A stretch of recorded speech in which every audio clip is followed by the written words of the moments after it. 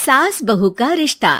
निधि और उसकी सास के बीच हमेशा किसी न किसी बात पर अनबन छिड़ी ही रहती है, जिसके चलते दोनों कभी एक दूसरे को समझने और प्यार करने की कोशिश तक नहीं करती।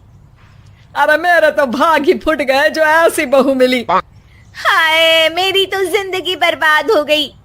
भगवान, या तो अच्छी सास दे देता या फिर गूंगी। इन्हें मेरे सिर बिठाकर कौन से जन्म का बदला ले रहे हैं भगवान। क्या बोली? वही जो आपने सुना। इतनी बड़ी हो गई कि सास से जुबान लड़ाती है। अरे यही सीख कर आई है क्या मायके से? अरे नहीं नहीं, उसके लिए तो ससुराल ही काफी है। मेरी सास ने मुझे बहुत अच्छे से जुबान लड़ाना सिखाया है। हाँ। सास बहू की तीखी नोक झोंक चल ही रही होती है कि दीपू वहां आ जाता है।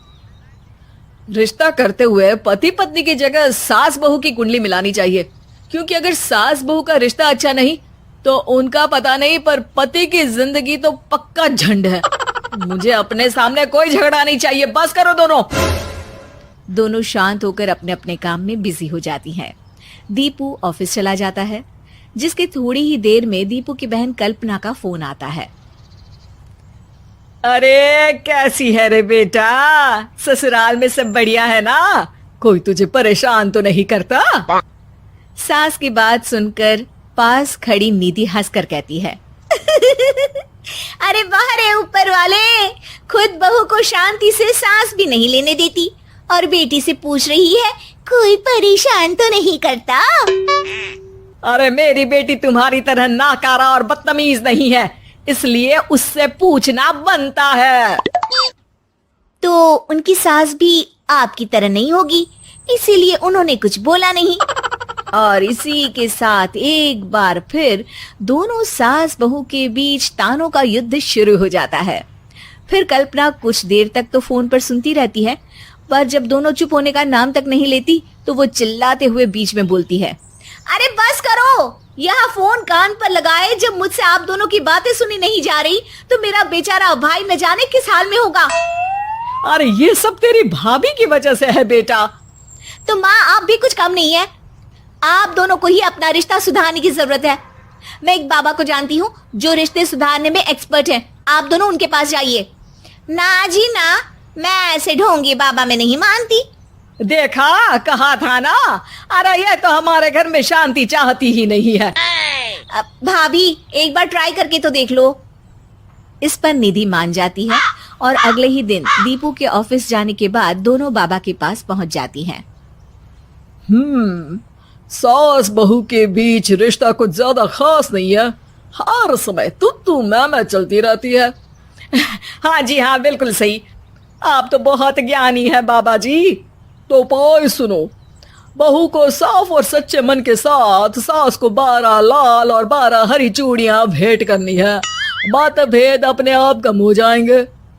बाबा का उपाय सुन अगले दिन निधि सास को चूड़ियां भेंट कर देती है, लेकिन इससे भी उन दोनों के बीच कुछ सही नहीं होता। अरे पक्का इसने ही किलस कर चूड़ियां दी होंगी, तभी कुछ नहीं हुआ। दोनों दोबारा बाबा के पास जाती हैं। कुछ नहीं होता। तो दूसरा उपाय सुनो। सुबह सूरज निकलने से पहले ही घर की सफाई कर सारा कूड़ा घर से बाहर कर ठंडे पानी से स्नान करना है। इससे दोनों के बीच रिश्ते अच्छे हो जाएंगे। अरे इतनी जल्दी मम्मी जी ही उठ सकती हैं? ये आपको ही करना पड़ेगा। मैं अकेली तो लड़ाइयाँ नहीं करती ना। बाबा का उपाय मानते हुए अगली सुबह से सास जल्दी उठ सूरज निकलने से पहले घर की सफाई कर ठंडे पानी से नहाने लगती है। ये सब कुछ दिन तक चलता है, जिससे अभी भी दोनों के रिश्ते तो नहीं सुधरते, पर सास की तबीयत खराब होने लगती है। अब लगता है आपने मन से काम नहीं किया होगा, तभी तो रिश्ता वैसा का वैसा पड़ा है और तबीयत खराब हो गई।